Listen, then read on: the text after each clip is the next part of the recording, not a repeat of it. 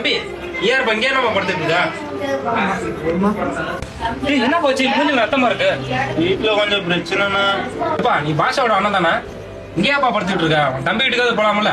இல்லண்ணா, உள்ள ஏதா போனா ஏதா சொல்லுவானா, அதான் இங்கேயே படுத்துட்டு இருக்கிறேன். அப்பா நான் பாத்துக்கிறேன். அப்பா பாஷா சொல்லுங்கண்ணா. ஐயோ மாமா, என்னங்க மாமா ஆச்சு? என் பொண்டாட்டோட அண்ணன் தம்பிலாம் அடிச்சுன்னு துரத்திட்டானுங்கம்மா. எங்க போறதுன்னு தெரியலம்மா. அதாம என் தம்பி வீட்டுக்கு வந்துட்டேன். முத நீங்க உள்ள வாங்க மாமா. ஏய் இல்ல, உண்மைக்கு இங்க வந்தான். இல்லங்க. ஏய், இவன் என்னைக்கு எங்க அப்பா அம்மா ஏமாத்தி அவன் பொண்டாட்டி பேர்ல சொத்து எழுதி கொடுத்தோன்னா அன்னைக்கு அவன் தலை முடிக்கிட்டேன். போட வெளியே. இன்னும் அண்ணன் தம்பிகளுக்குள்ள சொத்து பத்தி அடிச்சுட்டு கிடக்குறீங்க. கொஞ்சமாவது சொந்த பந்தங்களை மதிக்கிட்டா. தலைவருக்கு தெரியும். ஏய் வாடி விடு. சீ விடு. சொத்து சொத்துன்னு உங்க அம்மாவையும் உங்க அப்பாவையும் சாவடிச்சது பத்தல. இப்படி அடிபட்டு வந்து உங்க அண்ணன் நிக்கிறாரு. அப்ப கூட உனக்கு கொஞ்சம் கூட இறக்க குணம் கிடையாது. எல்லாம் ஒரு மனுஷன். சீ போ வெளியே. வாங்க மாமா உள்ள.